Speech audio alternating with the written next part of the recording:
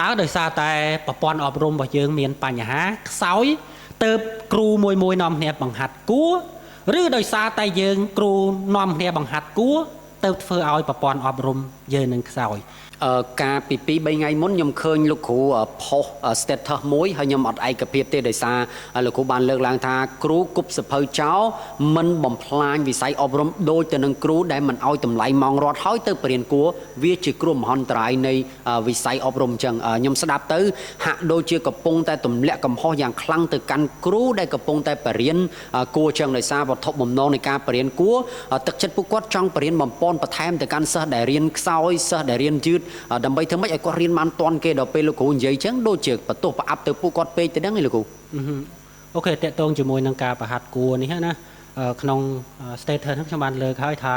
បើសិនជាគ្រាន់តែគ្រូគប់សភៅចោលណាវាមិនទៅបំផ្លាញអីការអប់រំណាគុណភាពនៃការអប់រំអីទេតែគ្រូដែលគាត់ឲ្យតម្លៃមិនឲ្យតម្លៃទៅលើម៉ោងរត់មានតែម៉ោងប្រហាត់របស់គាត់ហ្នឹងណាតែគាត់បែរជាទៅឲ្យតម្លៃក្នុងការបើកថ្នាក់ប្រហាត់គួរវិញ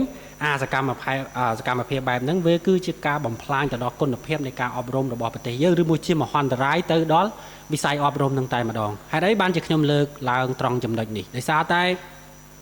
តាក់ទងជាមួយនឹងការបង្ហាត់គួរដោយលោកពើលើកឡើងអញ្ចឹងការបង្ហាត់គួរការបើកថ្នាក់បំពន់ណាគោលដៅដំបូងរបស់វាគឺដើម្បីជួយសិស្សដែលគាត់រៀនខ្សោយណាឬមួយគាត់ចង់បំពន់ទៅផ្នែកណាមួយដែលគាត់មិនទាន់ចេះឬមួយនៅខ្សោយហ្នឹងដើម្បីឲ្យការចេះដឹងរបស់គាត់ហ្នឹងប្រសើរឡើង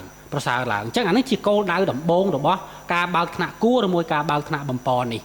ក៏ប៉ុន្តែកន្លែងដែលខ្ញុំលើកមកនេះមិនមែនជាការដាក់បន្ទុកឬមួយការស្ដីបន្ទោសថាការបង្ហាត់គួរហ្នឹងវាមានបញ្ហាវាទៅបំផ្លាញប្រព័ន្ធអប់រំទេតែខ្ញុំលើកកន្លែងនេះឡើងដោយសារតែខ្ញុំសង្កេតឃើញថាកាលណាគ្រូគាត់ប្រហាត់ម៉ោងរត់ផងហើយគាត់ឆ្លៀតទៅប្រហាត់ម៉ោងគួរផងនៅលើមុខវិជ្ជាដដែលហ្នឹងវាបង្កទៅជាទំនាស់ផលប្រយោជន៍ស្អីគេជាទំនាស់ផលប្រយោជន៍មានន័យថាបើគាត់ប្រហាត់មុខវិជ្ជាហ្នឹងក្នុងថ្នាក់ហ្នឹងហើយគាត់ទៅបើកគួរប្រហាត់គួរក្រៅម៉ោងនៅមុខវិជ្ជាដដែលហ្នឹងមានន័យថាបើសិនជាគាត់ប្រឹងប្រែងគាត់ដាក់យកចិត្តទុកដាក់ក្នុងការប្រហាត់សិស្សនៅម៉ោងរត់ហ្នឹងអញ្ចឹងវាធ្វើឲ្យសិស្សចេះអញ្ចឹងសិស្សចេះអស់ហើយបើសិស្សចេះអស់ហើយតើមានសិស្សឯណាទៅរៀនម៉ោងគួររបស់គាត់អញ្ចឹងនឹងជាទំនាស់ផលប្រយោជន៍មានន័យថាកាលណាគាត់ប្រឹងប្រែងបង្ហាត់នៅម៉ោងរត់ឲ្យសិស្សចេះអស់ហើយអញ្ចឹងវានឹងមិនមានសិស្សដែលមករៀនជាមួយនឹងម៉ោងគួររបស់គាត់ទេវាប៉ះពាល់ដល់ផលប្រយោជន៍គាត់អញ្ចឹងមនុស្សយើងជាធម្មតាតែកាលណាមានទំនាស់ផលប្រយោជន៍បែបហ្នឹងជាទូទៅមនុស្សយើងតែងតែជ្រើសរើសយកនៅផលប្រយោជន៍ធំសម្រាប់ខ្លួនឯងហើយគ្រូដែលបើកប្រហាត់រត់ផងប្រហាត់គួរផងនៅមុខវិជ្ជាដដែលហ្នឹងផលប្រយោជន៍ធំរបស់គាត់នៅណាគឺម៉ោងគួរហ្នឹងហើយចង់មិនចង់គាត់ត្រូវតែបន្ថយគុណភាពលាក់កន្លឹះនៅម៉ោងរត់ដើម្បីយកវាបញ្ចេញនៅម៉ោងគួរហើយអាការដែលគាត់ធ្វើបែបហ្នឹងហើយទើបខ្ញុំហៅថាវាជាគ្រោះមហន្តរាយសម្រាប់ប្រទេសយើងទៅលើវិស័យអប់រំសម្រាប់ប្រទេសយើងដោយសារតែក៏មានលោកគ្រូម្នាក់នៅខេត្តសៀមរាបគាត់លើកឡើងថាមុខវិជ្ជាដែលបរៀនហ្នឹងម៉ោងហ្នឹងគឺវាតិចវាអត់គ្រប់គ្រាន់ទេលោកគ្រូខេត្តសៀមរាបហ្នឹងក៏ប៉ុន្តែដោយសារតែអញ្ចឹងហើយទើបយើងមានម៉ោងគួរបន្ថែមដើម្បីលើកទឹកចិត្តដើម្បីជួយពង្រឹងសិស្សខ្សោយហើយវាបានអនុវត្តឬក៏នៅសាលារដ្ឋរៀនទ្រឹស្ដីដល់ពេលម៉ោងនៅគួរហ្នឹងគឺគាត់ចាប់ផ្ដើមអនុវត្តបានច្រើនវាធ្វើឲ្យសិស្សមានគុណភាពលោកគ្រូយល់ឃើញមិនកន្លែងហ្នឹងកន្លែងតាក់ទងជាមួយនឹងលោកបងលើកឡើងថាមានអ្នកដែលគ្រូណាបាទជាគ្រូលើកឡើងថាម៉ោងដែលប្រហាត់ហ្នឹងវាអត់គ្រប់ទេចំពោះកម្មវិធីសិក្សាដែលដាក់មកនឹងទៅលើមុខវិជ្ជាមួយហ្នឹងចំពោះខ្ញុំគិតថាក្រសួងអប់រំដែលគាត់រៀបចំកម្មវិធីសិក្សាមកទូទាំងប្រទេសណាគាត់បានសិក្សាស្រាវជ្រាវតាក់ទងជាមួយនឹងថាគាត់ដាក់កម្មវិធីសិក្សាប៉ុណ្ណឹងដាក់ម៉ោងប៉ុណ្ណឹងឲ្យរៀនគឺវាគ្រប់សមល្មមហើយវាឆ្លងកាត់ការសិក្សាស្រាវជ្រាវហើយអញ្ចឹងចំពោះខ្ញុំគិតថាវាសមល្មមម៉ោងដែលគេដាក់មកហ្នឹងក៏ប៉ុន្តែពិតប្រាកដណាស់ថាកម្រិតនៃបញ្ញាក្នុងការចាប់ចំណេះដឹងរបស់ក្មេងរបស់សិស្សម្នាក់គឺវាអត់ដូចគ្នាទេវាតែងតែមានអ្នកចំណាយពេលវេលាប៉ុណ្ណឹងអាចចាប់បានចំណាយពេលវេលាប៉ុណ្ណឹងអ្នកខ្លះចាប់អត់បានទេមិនអញ្ចឹងម៉ោងចំពោះខ្ញុំជាទូទៅជាមធ្យមខ្ញុំគិតថាម៉ោងដែលក្រសួងអប់រំរៀបចំមកហ្នឹងណាចំពោះកម្មវិធីសិក្សាហ្នឹងខ្ញុំគិតថាវាគ្រប់ហើយក៏ប៉ុន្តែបើទោះបីជាគ្រប់ក៏ដោយក៏វាតែងតែមានសិស្សដែលមិនអាចតាមតាន់គេដែរវាតែងតែសិស្សមិនអាចចាប់តាន់នៅមុខវិជ្ជាដែលខ្ញុំដែលកន្លឹះមួយចំនួនប្របាមួយចំនួនអញ្ចឹងវាទៀមទីឲ្យសិស្សដែលតាមមិនតាន់ហ្នឹងត្រូវតែស្វែងរកម៉ោងបន្ថែមហើយ កាលពីចំនួនមុនឬមួយអ្នកដែលអត់មានលទ្ធភាពគាត់មិនបានទៅរកគ្រូប្រហាត់គួរទេរកម៉ោងបំពន់ទេគាត់តែងតែយកពេលវេលាហ្នឹងទៅស្វ័យសិក្សាខ្លួនឯងនៅផ្ទះនៅអីជាដើមអញ្ចឹងទៅអញ្ចឹងបកមកវិញចំពោះខ្ញុំមើលឃើញថាម៉ោងគ្រប់ក៏ប៉ុន្តែទោះជាគ្រប់ក៏មានសិស្សដែលគាត់ត្រូវការគាត់ចាប់អត់តន់ក៏ត្រូវការម៉ោងបំពន់ដែរតែបកមកវិញចំពោះអ្វីដែលខ្ញុំបានឆ្លើយមុននេះថាតើការបំពន់ហ្នឹងវាអាក្រក់រហូតដល់បំផ្លាញវិស័យអប់រំមែនឬអត់មិនមែនទេម៉ោងបំពន់គោលដៅចម្បងដោយលោកពូនបានលើកឡើងមកអញ្ចឹងណាគឺគោលដៅចម្បងរបស់វាហ្នឹងគឺយើងដើម្បីទៅបំពន់សិស្សដែលតាមគេអត់តាន់មិញហ្នឹងហើយមិនអញ្ចឹងទេទៅបំពន់បន្ថែមហ្នឹងហើយក៏ប៉ុន្តែនៅពេលដែលវាវិវត្តមករហូតដល់ដំណាក់កាលមួយដែលគ្រូគាត់មានម៉ោងរត់ផងហើយគាត់មុខវិជ្ជាដដែលហ្នឹងគាត់ទៅបើកម៉ោងគួរផងវាធ្វើឲ្យមានទំនាស់ផលប្រយោជន៍ដូចខ្ញុំនិយាយអញ្ចឹងកាលណាតែគាត់ប្រឹងប្រែងប្រហាត់សិស្សឲ្យចេះអស់នៅក្នុងថ្នាក់វាធ្វើឲ្យអ្នកដែលមករៀនគួរជាមួយគាត់នេះថយចុះធ្វើឲ្យបាត់បង់ផលប្រយោជន៍បាត់បង់ចំណូលគាត់ក្នុងការប្រហាត់គួរនេះហើយតែកាលណាមានករណីនឹងកើតឡើងនោះចង់មិនចង់គាត់ត្រូវតែប្រឡែងដៃមួយចំនួនទៅលើម៉ោងរត់ហើយនៅក្នុងថ្នាក់វាមានសិស្សដែលមានបញ្ញាគាត់ចាប់បានលឿនចាប់បានយឺតតែអានឹងយើងនិយាយអំពីគ្រូដែលគាត់ដាក់ចិត្តដាក់កាយដើម្បីប្រហាត់ម៉ោងរត់ចុះទម្រាំតែគ្រូគាត់បន្ថយដៃទៅលើម៉ោងរត់ទៀតសិស្សដែលមានបញ្ញាខ្ពស់ហ្នឹងគាត់ចាប់អត់សូវបានសិស្សដែលមានបញ្ញាទៀតហ្នឹងគឺកាន់តែចាប់មិនបានបណ្ដោយបាទលោកគ្រូអត់ទាន់បានបញ្យលបន្ថែមថាគ្រូដែលមិនអោយតម្លៃម៉ោងរត់ឲ្យមកបរៀនគួរហ្នឹងវាជាមហន្តរាយដល់សង្គមជាតិវាមហន្តរាយកម្រិតណាទៅលោកគ្រូដំបូងបំផុតគ្រូដែលគាត់អត់ឲ្យម៉ោងអត់តម្លៃទៅលើម៉ោងរត់ហើយឲ្យតម្លៃតែទៅលើម៉ោងគួរហ្នឹងគឺគ្រូហ្នឹងគឺគាត់អត់ឲ្យតម្លៃទៅលើការអប់រំទេគាត់អត់ឲ្យតម្លៃទៅលើប្រព័ន្ធអប់រំទាំងមូលទេដោយសារអីដោយសារតែគាត់ជួមុខវិជ្ជាហ្នឹងទៅធ្វើជាអាជីពហ្នឹងទៅធ្វើជាមុខរបររបស់គាត់ហើយមិនមែនជាអាជីពមួយដែលគាត់មកបម្រើផលប្រយោជន៍ឲ្យប្រទេសជាតិទេអ្វីត្បិតតែច្បាស់ណាស់ថានៅពេលដែលគាត់ប្រហាត់គួរទៅវាពិតជាផ្ដល់ចំណេះដឹងមួយចំនួនឲ្យកូនសិស្សមែនក៏ប៉ុន្តែវាមិនមែនគុណតម្លៃក្នុងនាមជាសិស្សដែលសិស្សម្នាក់ដឹងគុណគ្រប់គ្នានឹងទេតែវាជាអាជីវកម្មរបស់គាត់ឲ្យតម្លៃទៅលើអាជីវកម្មរបស់គាត់បែបហ្នឹងទី1វាប៉ះពាល់ទៅដល់ដូចប្រហែលជាបងប្អូនមួយចំនួនដែលធ្លាប់បានរៀនហ្នឹងប្រហែលជាដឹងហើយថាពេលខ្លះនៅពេលដែលយើងសម្រេចចិត្តថាចូលមុខវិជ្ជាជ្រើសរើសប្រឡងចូលគ្រូណាម្នាក់តែងតែសួរគ្នាឯងប្រឡងធ្វើគ្រូអីគេម្នាក់ចង់ផ្ដោតទៅលើគ្រូកណិតគ្រូរូបគ្រូជីវៈអីហ្នឹងសួរថាហេតុអ្វីដោយសារតែអាហ្នឹងរកចំណូលបានបន្ថែមគ្រូផ្សេងគ្រូភូមិគ្រូប្រវត្តិគ្រូសិលធម៌អី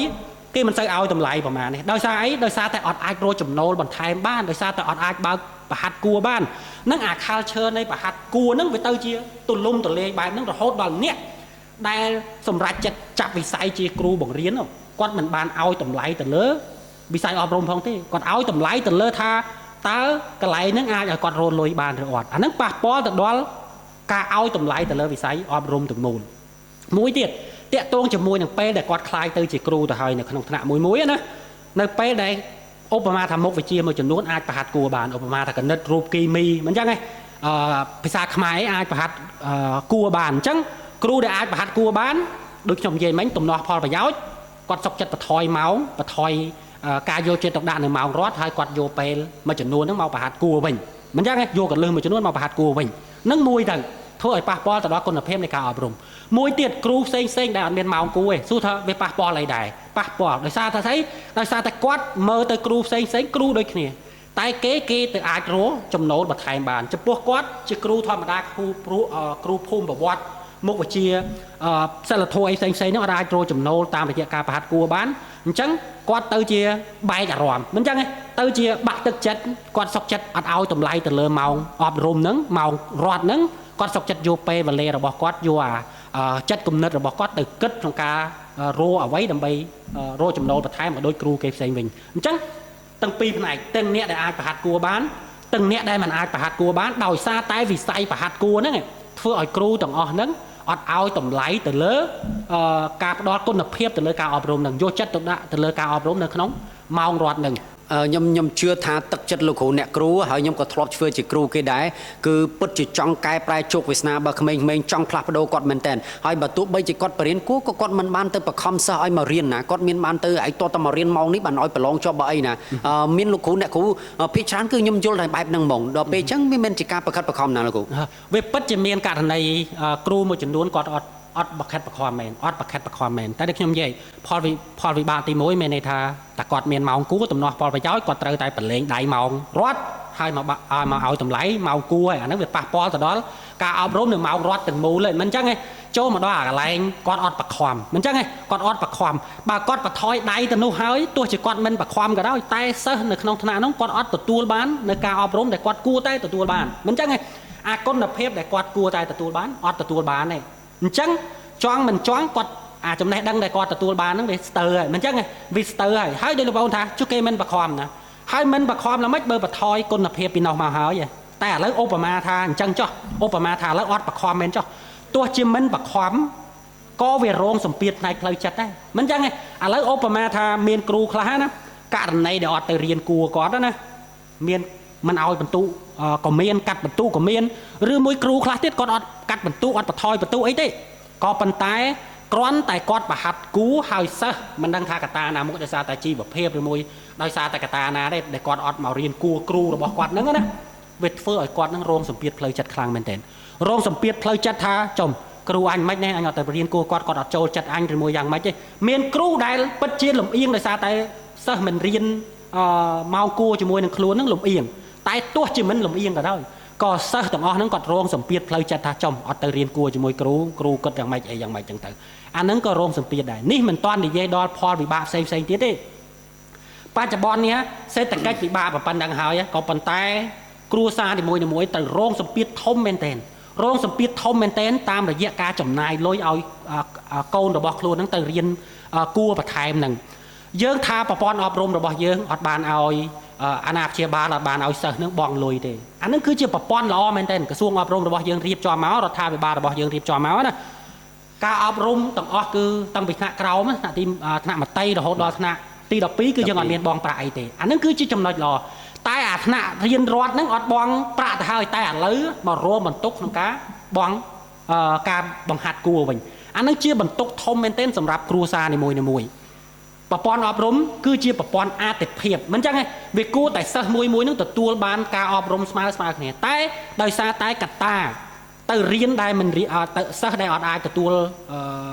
មានលទ្ធភាពក្នុងការរៀនគួរបានណាទៅជាប៉ះពាល់ទៅដល់ការអប់រំរបស់គាត់ហើយជួនកាលមានសិស្សខ្លះដោយសារតែអត់មានលទ្ធភាពក្នុងការរៀនគួរហ្នឹងណាត្រូវបោះបង់ចោលការសិក្សាក៏មានអានឹងបន្ទុកសម្រាប់គ្រួសារនីមួយណាតែដូចខ្ញុំនិយាយយ៉ាងជារួមមកណាការដែលយើងឲ្យគ្រូនីមួយគាត់ឲ្យតែតម្លៃតែទៅលើការប្រហាត់គួរមិនសូវឲ្យតម្លៃទៅលើម៉ោងរត់ណាវាប៉ះពាល់ជារួមតែម្ដងទៅលើវិស័យអប់រំរបស់យើងមានន័យថាស្រុកទេសរបស់យើងនឹងទាំងមូលហ្នឹងហាក់ដូចជាមិនបានឲ្យតម្លៃអ្វីសោះទៅលើវិស័យអាទិភាពបំផុតមួយសម្រាប់ប្រទេសវិស័យដែលបណ្ដុះធនធានមនុស្សណាតែមើលទៅគ្រូមួយដែលអាចប្រហាត់គួរបានហាក់ដូចជាយកវាទៅជាអាជីវកម្មអញ្ចឹងហើយគ្រូផ្សេងទៀតដែលមិនអាចយកវាទៅធ្វើអាជីវកម្មហាក់ដូចជាបាក់ទឹកចិត្តឬមួយមិនសូវមានចិត្តក្នុងការផ្ដោតទៅលើការអប់រំទេសុខចិត្តយកពេលហ្នឹងទៅរស់ស៊ីខាងក្រៅវិញរស់ចំណូលខាងក្រៅវិញខ្ញុំមើលឃើញជ្រុងខុសពីលោកគ្រូខ្ញុំឃើញភាពវិជ្ជមានច្រើននៃវគ្គរៀនគួរមែនតើដោយសារលោកគ្រូអ្នកគ្រូខ្លះទឹកចិត្តក្រៅពីការជួយហើយកូនសិស្សដែលចេញមកគឺគាត់ទទួលបានលទ្ធផលល្អសូម្បីតែខ្ញុំចេះភាសាអង់គ្លេសដែលខ្ញុំអាចប្រើប្រាស់បានរងថ្ងៃដោយសារខ្ញុំទៅរៀនគួរនៅក្រៅខ្ញុំទៅរៀនគួរនៅសាលាបញ្ញាសាស្ត្រនៅ ACE នៅតាមវត្តអារាមតាមជនបទ1ម៉ោង1000ហើយមុខវិជ្ជាច្រើនទៀតសូម្បីតែសាលាឯកជនមួយចំនួនណាលោកគ្រូទោះបីជាគាត់សាលាកម្រិតថាមិនឲ្យគ្រូបរៀនគួរឯសាលាឯកជនណាក៏ប៉ុន្តែសួរកូនសិស្សនឹងរៀនគួរអត់គឺគាត់ទៅរៀនគួរនៅសាលាផ្សេងគាត់សុខចិត្តទៅរកគ្រូផ្សេងទៀតដើម្បីរៀនគួរឬក៏អាណាព្យាបាលគាត់មានលទ្ធភាពគាត់ជួគ្រូមកបរៀនដល់ផ្ទះហើយសួរតើលទ្ធផលការសិក្សាមិនដែរគឺល្អហើយកូននឹងគឺគាត់ទទួលបាននិទេស A ហើយមានឧទាហរណ៍ច្រើនមែនទែនពីភាពវិជ្ជមាននៃការបរៀនគួរតែដល់ពេលស្ដាប់លោកគ្រូទៅហាក់ដូចជាការបរៀនគួរនឹងកំពុងតែបំផ្លិចបំផ្លាញវិស័យអប់រំឬក៏គុណភាពនៃការអប់រំរបស់យើងខ្លាំងមែនទែនលោកគ្រូមានអីតបតកន្លែងនេះខ្ញុំបកមកវិញខ្ញុំមិនវាយប្រហារទៅលើវិស័យប្រហាត់គួរទាំងមូលទេមានន័យថាដូចលោកប្អូនបានលើកតាំងពីដើមហើយមិញក៏បានលើកដែរអញ្ចឹងណាការបើកថ្នាក់បំពន់ឬមួយបង្ហាត់គួរនេះគឺជារឿងល្អមែនទែនដើម្បីលើកគុណភាពនៃសិស្សមួយចំនួនដែលគាត់ចាប់មិនបានឬមួយគាត់ចង់ពង្រឹងបន្ថែមទៅលើចំណេះដឹងរបស់គាត់ហ្នឹងអញ្ចឹងអាការបើកគួរបែបហ្នឹងគឺវាអត់មានបញ្ហាទេវាជួយទៅដល់វិស័យអប់រំរបស់យើងវិញផងក៏ប៉ុន្តែដែលវាបញ្ហាកន្លែងខ្ញុំនិយាយមិញកន្លែងដែលគ្រូហ្នឹងគាត់ប្រហាត់ម៉ោងរត់មុខវិជ្ជាហ្នឹងហើយគាត់មកបើកគួរដើម្បីប្រហាត់សិស្សគាត់ដដែលហ្នឹងនៅក្នុងដែលរៀនម៉ោងជាមួយគាត់ហ្នឹង ហើយអាការហ្នឹងវាបង្កើតទៅជាទំនាស់នៃផលប្រយោជន៍មិនមែនការប្រហាត់គួរជាទូទៅមានបញ្ហាទេប្រសិនបើអត់មានទំនាស់ផលប្រយោជន៍ទេណាគ្រូម៉ោងរត់ដែលគាត់ត្រូវប្រហាត់ម៉ោងរត់ណាគាត់ដាក់ចិត្ត 100% ដាក់កម្លាំងញើសឈាមការយកចិត្តទុកដាក់ 100% ទៅលើការបង្ហាត់គុណភាពល្អតែដូចយើងនិយាយអញ្ចឹងបើទោះបីជាគ្រូខិតខំប្រឹងប្រែងយ៉ាងណាក៏ដោយបើទោះបីជាម៉ោងដែលក្រសួងអប់រំដាក់មកត្រូវប៉ុណ្ណាក៏ដោយក៏វាតែងតែមានសិស្សដែលមានកម្រិតបញ្ញាខុសៗគ្នាចាប់បានតិចចាប់បានច្រើនដែរអញ្ចឹងសិស្សដែលគាត់អត់ចាប់បានវាតែងតែមានក៏ប៉ុន្តែត្រូវច្បាស់ថាសិស្សដែលគាត់ចាប់អត់បានហ្នឹងគឺដោយសារតែសមត្ថភាពពិតប្រាកដរបស់គាត់ចាប់អត់បានមិនមែនដោយសារតែគ្រូមួយចំនួនដែលដោយសារតែគាត់មានឋានៈគួរហើយគាត់ប្រឡែងដៃថ្នាក់រដ្ឋធ្វើឲ្យសិស្សដែលគួរតែទទួលបានការអប់រំពេញទីហ្នឹងអត់ទទួលបានគាត់ខ្សោយគាត់រត់ទៅរៀនគួរទេអញ្ចឹងខ្ញុំបកមកវិញគួរជាទូទៅអត់មានបញ្ហាទេដើម្បីពង្រឹងចំណេះដឹងជួយគ្នាក្នុងការពង្រឹងចំណេះដឹងក៏ប៉ុន្តែអាទំនាស់ផលប្រយោជន៍ដែលគ្រូម៉ោងហ្នឹងហើយគាត់មកប្រហាត់គួរម៉ោងហ្នឹងដដែលចំពោះសិស្សគាត់ដដែលហ្នឹងវាធ្វើឲ្យគាត់លេងយកចិត្តទុកដាក់ទៅលើម៉ោងរត់អាហ្នឹងដែលជាបញ្ហាត្រូវនិយាយគ្នាបញ្ហាបរិញ្ញាគួរនេះគឺចាក់ stress ច្រើនឆ្នាំយកតែមែនតែនហ្មងគេថាអ្នកថាបានតែថាអ្នកធ្វើបានតែធ្វើអញ្ចឹងដល់ពេលចង់ស្ដាប់លោកគ្រូវិញតើលោកគ្រូចង់កាត់ផ្ដាច់ហ្នឹងកាត់ផ្ដាច់អាចង្វាក់ហ្នឹងបែបម៉េចឬក៏មានដំណោះស្រាយអីដើម្បីឲ្យការបរិញ្ញាហ្នឹងវាមានគុណភាពឡើងមកវិញអញ្ចឹងអូខេអត់ទាក់ទងជាមួយនឹងការប្រហាត់គួរនេះណាខ្ញុំក៏បានលើក status មួយនៅលើ Facebook ដែរខ្ញុំនិយាយថាតើដោយសារតែប្រព័ន្ធអប់រំរបស់យើងមានបញ្ហាខ្សោយទៅគ្រូមួយនាំគ្នាបង្ហាត់គួរឬដោយសារតែយើងគ្រូនាំគ្នាបង្ហាត់គួរទៅធ្វើឲ្យប្រព័ន្ធអប់រំយើងនឹងខ្សោយ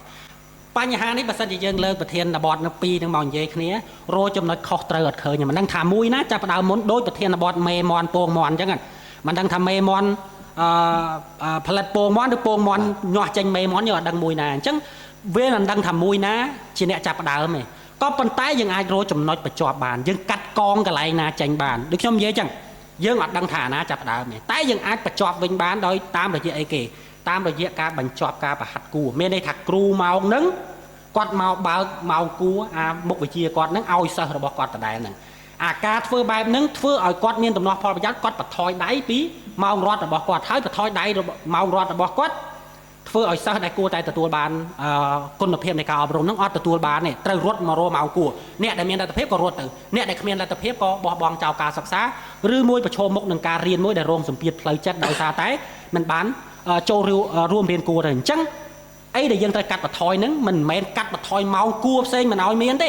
តែកាត់បន្ថយរៀងទប់ស្កាត់នៅផលប្រយោជន៍ទំនាស់ផលប្រយោជន៍មិញដែលថាឲ្យគ្រូដែលគាត់ប្រហាត់ម៉ោងហ្នឹងហើយគាត់មកបើកគួរម៉ោងដដែលហ្នឹងសម្រាប់សិស្សគាត់យើងកាត់ផ្ដាច់អាហ្នឹងឲ្យបានទៅវាបាត់បង់នៅទំនាស់ផលប្រយោជន៍ហ្នឹងអញ្ចឹងមានន័យថាគ្រូប្រហាត់ម៉ោងរត់មិនអនុញ្ញាតឲ្យគាត់មកបើកម៉ោងគួរដើម្បីប្រហាត់សិស្សគាត់ហ្នឹងដដែលទេអាហ្នឹងវាធ្វើឲ្យបាត់បង់អាទំនាស់ផលប្រយោជន៍ហ្នឹងហើយអញ្ចឹងឲ្យគាត់ងាកទៅឲ្យតម្លៃទៅលើការអប់រំវិញប្រព័ន្ធអប់រំវិញបើសិនជានៅភ្នំពេញគឺអត់លំបាកទេដោយសារតែមានសាលាឯកជនដែលគេវិនិយោគដោយសាលា start up សាលាគ្រូយើងនិងសាលាឯកជនមួយចំនួនទៀតដែលផ្ដោតទៅលើការរៀនគួរឬក៏ត្រៀមសម្រាប់ការប្រឡងបាក់ឌុបអីចឹងជាដើមទៅគឺមានជំរើសច្រើនមែនទែនអញ្ចឹងន័យថាឧទាហរណ៍ថាកូនសិស្សម្នាក់គាត់រៀននៅសាលាវិទ្យាល័យមួយគាត់មិនចាំបាច់មករៀនគួរជាមួយខ្ញុំជាគ្រូគណិតទេគាត់អាចទៅរៀនគណិតនៅសាលាផ្សេងក៏បានដែរចុះបើសិនជានៅតាមវិទ្យាល័យនៅតាមខេត្តគ្រូគឺអត់គ្រប់ទេគ្រូពេលខ្លះមានតែ20នាក់នៅក្នុងនឹងទេអញ្ចឹងបើសិនតែគាត់មិនបង្រៀនគួរនៅមុខវិជ្ជាគណិតនឹងដែលគាត់ទេហើយកូនសិស្សគាត់ចង់រៀនគណិតតើគាត់ទៅរៀននៅគ្រូណាហើយគាត់ជិះទៅខេត្តណាផ្សេងទៀតឬក៏មិនចឹងអូខេអត់តាក់ទងជាមួយនឹងកន្លែងលោកបងលើកមកហ្នឹងល្អមែនតើមានន័យថាដូចខ្ញុំនិយាយចំពោះខ្ញុំផ្ទាល់ក៏ខ្ញុំគ្រប់គ្រងឲ្យមានការបើកបង្ហាត់ផ្សេងដែរតែដាច់ខាតកាត់ផ្ដាច់ឲ្យមានទំនាស់ផលប្រយោជន៍មិនអញ្ចឹងទេតែករណីហ្នឹងបើសិនជានៅទីក្រុងទីប្រជុំជនលោកបងលើកឡើងថាអត់មានបញ្ហាព្រោះមានសាលាបើកបង្ហាត់គូឯកជនជាច្រើនផ្សេងទៀតដែលអត់មានតាក់ទងជាមួយនឹងផលប្រយោជន៍ជាមួយនឹងគ្រូក្នុងម៉ោងរត់ទេមិនអញ្ចឹងទេអញ្ចឹងវាអាចឲ្យសិស្សរបស់យើងមានលទ្ធភាពទៅរួមថ្នាក់អស់នឹងបានបើសិនជាត្រូវការម៉ោងបំពន់ចុះចំពោះសាលាដែលនៅទីជនបទណាដែលអត់មានសាលាឯកជនបើកបំពន់ហ្នឹងគិតធ្វើយ៉ាងម៉េចអញ្ចឹង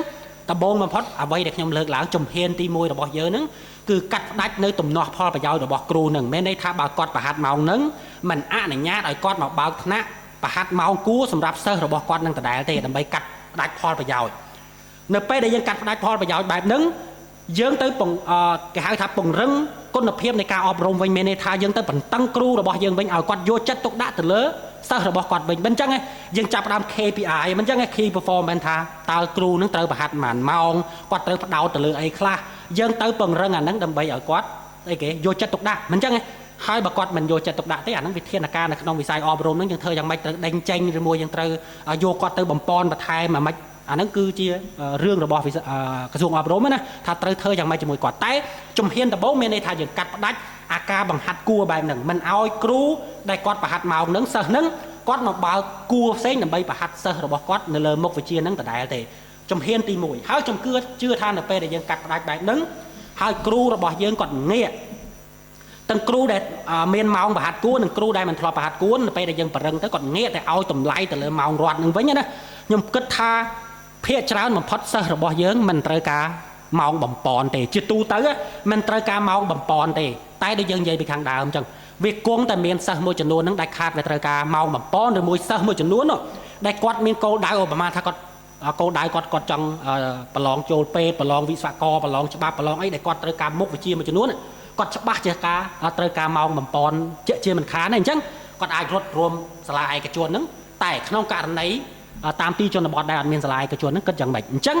ជំហានទី2របស់យើងបន្ទាប់ពីកាត់ផ្ដាច់មិនឲ្យមានប្រហាត់គួរនឹងហើយយើងត្រូវឲ្យសាលាមួយហ្នឹងគួរតែមានរៀបចំជាការបង្ហាត់សាលាថ្នាក់បំពន់ណាសម្រាប់សិស្សជារួមវិញកុំឲ្យមានគ្រូមួយហ្នឹងគាត់មានអាជីវកម្មផ្ទាល់ខ្លួនរបស់គាត់ជាការបង្ហាត់គួរហ្នឹងវាទៅជាមានទំនាស់ផលប្រយោជន៍នឹងវិញអញ្ចឹងមានន័យថាជំហានដំបូងជំហានទី1កាត់មិនឲ្យមានការបង្ហាត់គួរគ្រូនៅក្នុងម៉ោងរត់ហ្នឹងបង្ហាត់គួរទី1ទី2បើសិនជាសិស្សរបស់យើងបន្ទាប់ពីកាត់ហើយគាត់នៅតែត្រូវការម៉ោងបង្ហាត់គួរម៉ោងបំពន់ទៀតសាលាមួយគួរតែរៀបចំឲ្យមានជាម៉ោងរួមគ្នាដើម្បីបង្ហាត់គួរឧបមាថាយើងចេញទៅរៀនម៉ោង11អញ្ចឹងយើងមានម៉ោង11 12ឬមួយម៉ោង12 1អញ្ចឹងទៅ1ម៉ោង2ម៉ោងអញ្ចឹងទៅម៉ោង5ចេញពីរៀនម៉ោងរត់អញ្ចឹងយើងអាចរៀនម៉ោង5ម៉ោង6ឬមួយម៉ោង6ម៉ោង7បើអាចណារៀបចំបង្ហាត់ជារួមហើយឲ្យនាយកសាលាឬមួយអ្នកគ្រប់គ្រងតាមសាលានីមួយៗហ្នឹងរៀបចំចាត់ចែងថាគ្រូណាគួរតែមានសមត្ថភាពមានលទ្ធភាពក្នុងការមកបង្ហាត់អាម៉ោងបង្ហាត់ជារួមហ្នឹងវិញធ្វើអញ្ចឹងដើម្បីកាត់ផ្ដាច់ដដែលដើម្បីកាត់ផ្ដាច់ផលប្រយោជន៍ឯកជនរបស់គ្រូមួយជាមួយនឹងថ្នាក់បង្ហាត់គួររបស់ខ្លួនហ្នឹងវាតតែយើងធ្វើអញ្ចឹងបានស្អីដែលយើងចង់បានបំផុតហ្នឹងគឺឲ្យគ្រូរបស់យើងទាំងអស់ហ្នឹងគាត់បង្វែរការយកចិត្តទុកដាក់របស់គាត់ទាំងអស់ហ្នឹងយកទៅផ្ដោតទៅលើម៉ោងរត់ផ្ដោតទៅលើការអប់រំវិញវាតតែគាត់បង្វែរបែបហ្នឹងទៅគុណភាពនៃការអប់រំរបស់យើងអាចមើលឃើញពលឺបានតំណោះស្រាយហ្នឹងស្ដាប់ទៅដូចជាមាន2លោកគ្រូមានន័យថាទី1គឺទាមទារឆន្ទៈរបស់លោកគ្រូអ្នកគ្រូធម្មតាបើសិនជាគាត់មានឆន្ទៈល្អទៅគាត់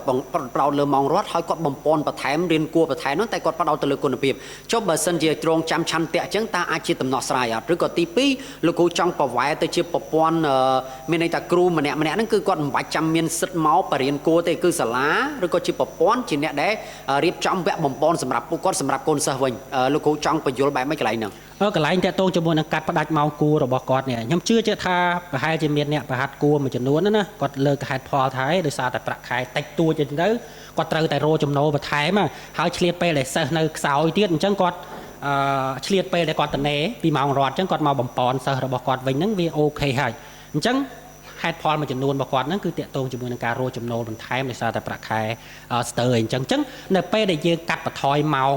មិនឲ្យមានប្រហាត់ម៉ោងរត់ណាយើងចាប់ដើមសង្កេតមើលវិញថាតើគ្រូដែលគាត់ឆ្លៀតពេលណាដែលខ្ញុំនិយាយមិញណាឲ្យសាលាមួយរៀបចំជាកម្មវិធីបំពន់រួមហ្នឹងណាបើសិនជាយើងជ្រើសរើសគ្រូនឹងមកហើយមកបំពន់រួមគ្រូនឹងគាត់មានផលវិបាកអីយើងអាចលើកទឹកចិត្តគាត់មិនអញ្ចឹងអាចឲ្យជាប្រាក់ខែកូនគាត់មួយចំនួនដើម្បីឲ្យគាត់មកយកចិត្តទុកដាក់ទៅលើម៉ោងបំពន់រួមនឹងវិញក៏បានដែរអញ្ចឹងប្រព័ន្ធហ្នឹងមានន័យថាទី1យើងកាត់ចោលសិនដើម្បីសង្កេតមើលសិនថាមិនឲ្យប្រហាត់គួរតើយើងមើលថាតើគុណភាពអប់រំរបស់យើងហ្នឹងវាថយចុះកម្រិតណាមិនអញ្ចឹងទេវាថយចុះកម្រិតណាឬមួយទៅពេលដែលយើងកាត់ផ្ដាច់ហើយដល់ដំណាក់កាលមួយដែលយើងឃើញថាសិស្សដាច់ខាតត្រូវតែបំពន់មិនអញ្ចឹងត្រូវការម៉ោងគួរហើយអញ្ចឹងយើងរៀបចំឲ្យមានម៉ោងគួរជារួមហ្នឹងហើយអាការរៀបចំម៉ោងគួរជារួមហ្នឹងដូចខ្ញុំនិយាយអញ្ចឹងប្រសិនបើក្រសួងអប់រំអាចលៃលោកបានក្នុងការចំណាយថវិការបស់ក្រសួងមួយចំណែកផ្សេងទៀតដើម្បីមកផ្គត់ផ្គង់ទៅលើការបង្ហាត់គួរជារួមហ្នឹងក៏បានដែរទី1អីដែលយើងចង់បានបំផុតគឺការយកចិត្តទុកដាក់របស់គ្រូទៅលើប្រព័ន្ធអប់រំទី1ហ្នឹងទី1ទី2ប្រសិនបើការយកចិត្តទុកដាក់របស់គ្រូប៉ុណ្ណឹងហើយណាវានៅតែស្ទើរមានសិស្សដែលគាត់ស្ទើរទៀតគាត់ត្រូវការបំពន់បន្ថែមទៀតក៏ជាតួនាទីរបស់សាលាមួយ របស់ក្រសួងអប់រំទាំងមូលដើម្បីរៀបចំឲ្យមានថ្នាក់បំពន់បន្ថែមសម្រាប់សិស្សប្រភេទហ្នឹងស្អីដែលយើងចង់ជៀសវាងបំផុតហ្នឹងគឺមិនឲ្យមានដំណោះផលប្រយោជន៍បុគ្គលដែលជាគ្រូហ្នឹងរវាងម៉ោងរត់ជាមួយនឹងថ្នាក់គូរបស់គាត់ យើងអាចយកករណីសិក្សាពីរយកមកធ្វើការប្រៀបធៀបគ្នាបានទី1គ្នាយើងបងប្អូនបែរជានៅចាំសាលាបឋមសិក្សាវត្តបូដែលជាសាលាជាប់លំដាប់ល្បីមែនតើក៏នៅមានវគ្គបំពន់ដែរមានន័យថាពេលដែលនៅក្នុងវិសមការហ្នឹងគឺគាត់ដូចជាមានវគ្គបំពន់ខ្ទង់ចិត្ត3ខែឬក៏2ខែខ្ញុំភ្លេចបាត់ហើយថវិកាដែលពួកគាត់ត្រូវយកបន្ថែមហ្នឹងដូចជាក្រោម$10ទេអានេះតាមខ្ញុំចាំតែខ្ញុំអត់ច្បាស់ទិន្នន័យហ្នឹងឯងក៏ប៉ុន្តែมันមានប្រតិកម្មពីអាណាព្យាបាលច្រើនទេមានន័យថាអាណាព្យាបាលគាត់ស្ម័គ្រចិត្តនៅក្នុងការចូលរួមហើយអាណាព្យាបាលខ្លះក៏អត់មានលុយក៏អត់អីដែរតែគាត់ស្ម័គ្រចិត្តហើយគាត់សប្បាយចិត្តក្នុងការចូលរួមដើម្បីឲ្យកូនគាត់បានបំពន់បន្ថែមករណីសិក្សាទី2ទើបជាបញ្ហានៅសាលា NGS ការពីជំនាន់នៅសាលាស៊ីសវត្តលោកគ្រូដឹងហើយគ្រាន់តែលុបបំបត្តិការបរិញ្ញាគួរការនោះបដកម្មមិនមែនតិចថ្ងៃទេលោកគ្រូអ្នកគ្រូដែលបរិញ្ញាគួរហើយនឹងក្រុម NGS ហ្នឹងគឺមានការបដកម្មគ្នាខ្លាំងមែនទែនទម្រាំតែឈានដល់លុបបំបត្តិការបរិញ្ញាគួរនៅ NGS បន្តមកទៀតមានយន្តការមួយដើម្បីឲ្យ NGS ដើរហ្នឹងគឺគាត់មានវគ្គបំពន់គឺជាវគ្គអនុវត្តមានន័យថាគាត់បរៀនម៉ោងរត់ពេញបន្តមកដល់វគ្គអនុវត្តដូចជាចូលទៅបន្ទប់ពិសោធន៍ចូលទៅមើលដូចម៉ោងជីវៈអញ្ចឹងគេមានទ្រឹស្ដីអំពីបេះដូង4ថតដល់ពេលថ្ងៃគឺគេទៅអនុវត្តហ្នឹងគឺមានជ្រូកគេមានកបិតគេមានអីវះអីចឹងជាដើមទៅអញ្ចឹងទៅកូនសិស្សគាត់បានមើលឃើញទស្សនវិជ្ជាជាក់ស្ដែងតែអាការថែមឧបករណ៍ទាំងអស់ហ្នឹងថែមបន្ទប់ពិសោធន៍ទាំងអស់ហ្នឹងឲ្យគ្រូមកបរៀនបន្ថែមទាំងអស់ហ្នឹងគឺពិតជាត្រូវការថវិកាច្រើនមែនទែននៅក្នុងការដាក់ឲ្យវាដើរអញ្ចឹងចង់សួរលោកគ្រូថាទី1តើរដ្ឋមានថវិកាឯណានៅក្នុងកលៈទេសៈបច្ចុប្បន្ននេះដើម្បីចាក់ចូលបន្ថែមនៅក្នុងក្រសួងអប់រំឬក៏វិស័យអប់រំទី2តើអាណាព្យាបាលគាត់ពិតជាព្រមចូលរួមថវិកាជាមួយនឹ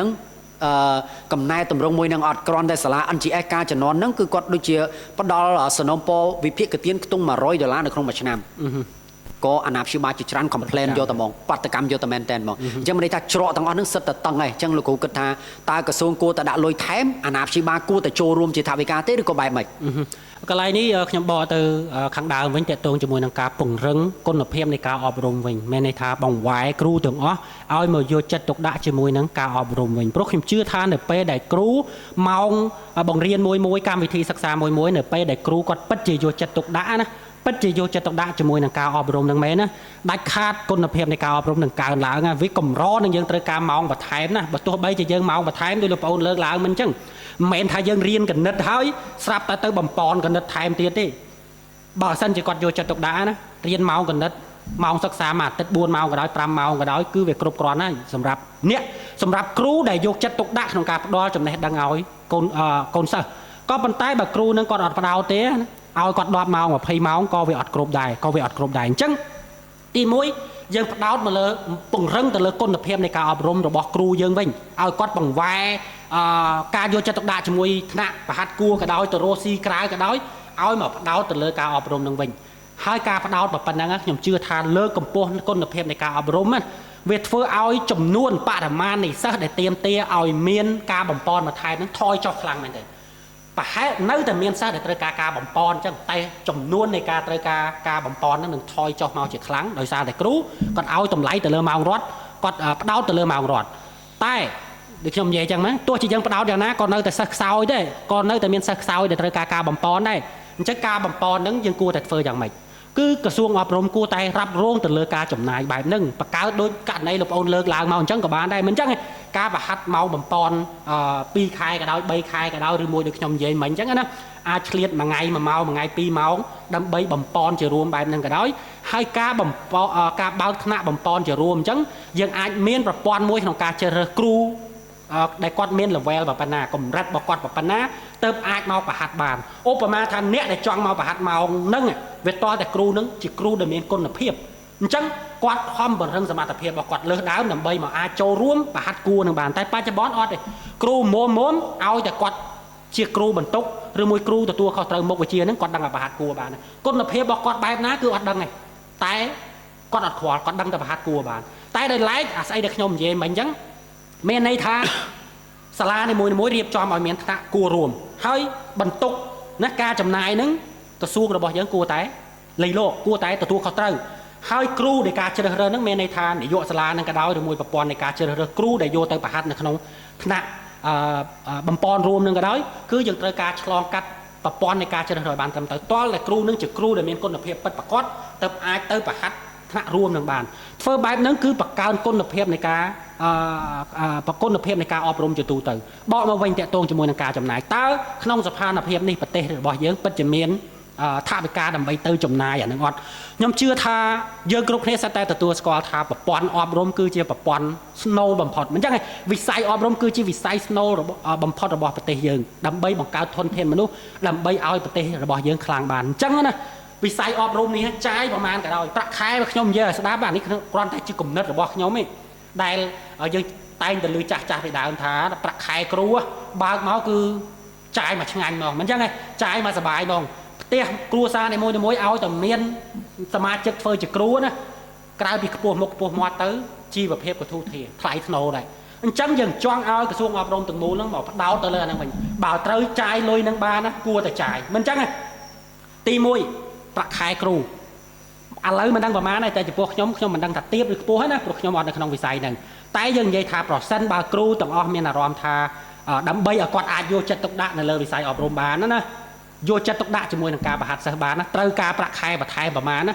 ក្រសួងគួរតែលុយលោកសុកចិត្តកាត់បន្ថយពីផ្នែកផ្សេងណាខ្ញុំនិយាយអាក្រក់ស្ដាប់ចំពោះគំនិតខ្ញុំសុកចិត្តជិះផ្លូវដីផ្លូវថ្នល់គ្រោះមិនបាច់ចាំជិះផ្លូវកស៊ូផ្លូវបេតុងក៏បានដែរឲ្យតែមកផ្ដោតទៅលើវិស័យអប់រំជាមុនសិនវាតលតែយើងផ្ដោតទៅលើវិស័យអប់រំធនធានមនុស្សរបស់យើងបកកាយហើយទៅអាផ្លូវកស៊ូផ្លូវបេតុង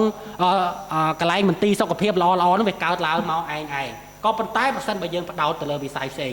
បង្វែរថាវិការទៅប្រើវិស័យផ្សេងដោយមិនឲ្យតម្លៃខ្លាំងទៅលើវិស័យអប់រំហ្នឹងណាខ្ញុំគិតថាប្រទេសយើងយូរតទៅមុខទៀតក៏ពិបាកក្នុងការអភិវឌ្ឍទៅជាប្រទេសខ្លាំងបានដែរបាទចុះចំណែកអាណាព្យាបាលលោកគ្រូដោយសារតែមានលោកគ្រូអ្នកគ្រូខ្លះក៏គាត់លើកឡើងថាដោយសារអាណាព្យាបាលអត់យកចិត្តទុកដាក់ទេកូនចេញពីរៀនមកយកទៅដាក់សាលាដាក់ចោលចប់ទៅដល់ពេលមករកផ្ទះអត់មានជួយមើលជួយអីជួយបរៀនបន្ថែមទេអញ្ចឹងអាកំសោយបែបហ្នឹងហើយវាធ្វើឲ្យគាត់ចង់ពង្រឹងកូនរបស់គាត់គឺតើតែគាត់ពង្រៀនវគ្គគួរបរៀនបន្ថែមទៀតអញ្ចឹងតើចំណែកអាណាព្យាបាលគួរតែចូលរួមអីខ្លះក្រៅពីការចូលរួមថវិកាឬក៏ចូលរួមប្រហាត់បែបម៉េចដើម្បីកាត់បន្ថយគួរទាំងអស់ហ្នឹងឬក៏យើងចាំតែតម្លាក់កំហុសទៅលើតែលោកគ្រូអ្នកគ្រូនឹងទាំងអស់បាទកន្លែងនេះកន្លែងល្អមែនទែនតាក់ទងចូលទៅដល់អាណាព្យាបាលរបស់សិស្សវិញម្ដងអញ្ចឹងធ្លេទៅដល់ហ្នឹងមិញដូចខ្ញុំនិយាយអញ្ចឹងនៅពេលដែលយើងឲ្យគ្រូមួយគាត់ឲ្យតម្លៃតែទៅលើការបង្ហាត់គួរបែបហ្នឹងធ្វើឲ្យគ្រូភាគច្រើនហ្នឹងគាត់ហាក់ដូចជាយកវិស័យអប់រំហ្នឹងទៅវិស័យអាជីវកម្មរបស់គាត់ណាអាជីវកម្មផ្ទាល់ខ្លួនរបស់គាត់អត់ឲ្យតម្លៃទៅលើការអប់រំទេបកទៅអាណាព្យាបាលវិញដូចគ្នាដែរនៅពេលដែលគាត់អាណាព្យាបាលមួយចំនួនណាដែលគាត់មានលទ្ធភាពណាគាត់អាចចាយលុយបានដើម្បីឲ្យកូនទៅបាត់ពីផ្ទះទៅកុំឲ្យនៅជាមួយគាត់គ្មានពេលកំដរក្មេងឬមួយខ្លាចក្មេងនៅផ្ទះលេងទូរស័ព្ទអីជាដើមអញ្ចឹងទៅគាត់ចេះតែរកកន្លែងដើម្បីបញ្ជូនក្មេងឲ្យទៅរវល់ឲ្យបាត់ទៅហើយល្អបំផុតហ្នឹងស្អីគេគឺបញ្ជូនក្មេងឲ្យទៅរៀនគួរហ្នឹងអញ្ចឹងហ៎បញ្ជូនឲ្យបាត់ទៅដើម្បីបាត់ពីមុខគាត់ហើយនឹងផុតអំពីទំនួលខុសត្រូវរបស់គាត់អញ្ចឹងកន្លែងនេះក៏ជាសារផ្ដាំផ្ញើទៅដល់បងប្អូនដែលជាអាណាព្យាបាលតាំងពីថ្នាក់ក្រោមរហូតដល់ថ្នាក់លើដោយសារតែសម្ពាធសេដ្ឋកិច្ចម្នាក់ហាក់ដូចជារវល់ចំពោះការប្រកបមុខរបរចិញ្ចឹមជីវិតរបស់ខ្លួនការធ្វើការរបស់ខ្លួនខ្លាំងមែនទែនអ្នកខ្លះទៀតរហូតដល់ខ្ញុំមើលឃើញថាពិតជាស្រឡាញ់កូនអើយសែនស្រឡាញ់តែស្រឡាញ់រហូតដល់ពេលវេលាដើម្បីកំដរកូនហ្នឹងក៏មិនមានដែរសុខចិត្តបោះបង់កូនធ្វើម៉េចបោះបង់និយាយឲ្យពាក្យអញ្ចឹងអាក្រក់ស្ដាប់សុខចិត្តយកពេលវេលាមួយចំនួនហ្នឹងដែលកូនសល់ហ្នឹងណាឲ្យទៅរៀនគួរក៏រៀនទៅរៀនអីក៏រៀនទៅមានលុយមានលទ្ធភាពចាយក៏ចាយទៅអ្នកដែលអត់លទ្ធភាពមិនបាច់និយាយអ្នកដែលមានលទ្ធភាពមានន័យថាធ្វើម៉េចឲ្យកូនបានចេញផុតពីមុខទៅមិនអញ្ចឹងទេដោយសារតែខ្លួនគ្មានពេលវេលាសម្រាប់កូនហ្នឹងអញ្ចឹងកន្លែងនេះជាសារផ្ដាំផ្ញើទៅដល់អាណាព្យាបាលមានន័យថាប្រទេសយើងមកដល់ដំណាក់កាលនេះគឺយើងត្រូវការបំផុតនៅធនធានមនុស្សហើយធនធានមនុស្សនេះយើងអាចចាំផ្អែកតែទៅលើសាលារៀនផ្អែកទៅលើគ្រូបរិញ្ញាតែមួយមុខបានទេព្រោះស្អីដែលកូនក្មេងគាត់ទទួលបានពីគ្រួសារហ្នឹងណាពីបរិស្ថានដែលគាត់រស់នៅហ្នឹងវាស្ទើរតែសំខាន់ជាងនៅក្នុងសាលាទៀតព្រោះសាលាគាត់ទៅរវល់តែប្រហែលម៉ោងទេតែនៅផ្ទះនៅជាមួយសមាជិកគ្រួសារហ្នឹងនៅរាប់ម៉ោងតែដោយឡែកមកនៅក្នុងគ្រួសារវិញអាណាព្យាបាលខ្លះហាមកូនមិនឲ្យប្រើទូរស័ព្ទទេតែខ្លួនឯងកិច្ចមិនផុតពីទូរស័ព្ទចុចរហូតមិនចឹងចុចរហូតម៉ោងសម្រាប់កំដរខ្លួនធ្វើ homework ណាធ្វើលំហាត់អីក៏អត់មានដែរមិនចឹងទេបញ្ជូនឲ្យតែផុតណាទៅរៀនគួរក៏ដោយទៅអីក៏ដោយឲ្យរៀនគួរឲ្យលុយប៉ុណ្ណឹងហើយចាំបាច់ទៅកំដរទៅអីទៀតមិនចឹងទេ បរិស្ថាននៃការរស់នៅរបស់គាត់ហ្នឹងគឺសំខាន់បើយើងចង់ឲ្យកូនហ្នឹងទៅជាអ្នកដែលចូលចិត្តសិក្សាវាតតែឪពុកម្ដាយហ្នឹងចូលចិត្តសិក្សាដែរឲ្យកូនហ្នឹងចូលចិត្តអានសភៅវាតតែឪពុកម្ដាយហ្នឹងចូលចិត្តអានសភៅដែរបើឪពុកម្ដាយចូលចិត្តលេងទូរស័ព្ទហើយកូនមិនចូលចិត្តអានសភៅកើតអញ្ចឹងអាភាពជាគំរូនៅក្នុងផ្ទះមិនអញ្ចឹងទេភាពសកម្មរបស់អាណាព្យាបាលដើម្បីនាំកូនឲ្យរៀនហ្នឹងវាពិតជាសំខាន់ណាស់វាមិនមែនដើម្បីតែបងប្អូនជួយកូនរបស់ខ្លួនឯងនឹងដើម្បីឲ្យមានមុខរបរមានអនាគតរបស់កូនរបស់ខ្លួនឯងនឹងទេតែចំពោះប្រទេសជាតិយើងមកដល់ដំណាក់កាលនេះគឺយើងត្រូវការបំផុតនៅធនធានមនុស្សដែលមានគុណភាពបំផុតហើយដើម្បីបានធនធានមនុស្សដែលមានគុណភាពបំផុតសាលាគ្រូគឺជាផ្នែកមួយផ្នែកខ្ញុំគិតថាផ្នែកមួយតូចជាងផ្នែករបស់គ្រួសារទេតែផ្នែករបស់គ្រួសារហ្នឹងគឺសំខាន់បំផុតមានលុយបញ្ជូនកូនឲ្យផុតពីផ្ទះមករៀនគួរអាហ្នឹងវារឿងមួយក៏ប៉ុន្តែចំណុចកន្លែងនេះគឺមិនតាន់បង្កើតបាននៅធនធានមនុស្សដែលមានគុណភាពនៅឡើយទេវាតតែអាណាព្យាបាលមួយហ្នឹងព្រមតែគេក្រៅពីព្រមចាយលុយឲ្យកូនហើយទៅព្រមចាយពេលវេលាឲ្យកូនទៀតអាចកំដរធ្វើ homework បានកំដរធ្វើ homework អាចកំដរអានបានកំដរអានបានអញ្ចឹងដើម្បីអីគេដើម្បីបង្កើតគុណភាពនៃធនធានមនុស្សដើម្បីប្រទេសជាតិយើងទាំងអស់គ្នាក្នុងដំណាក់កាលនេះបាទ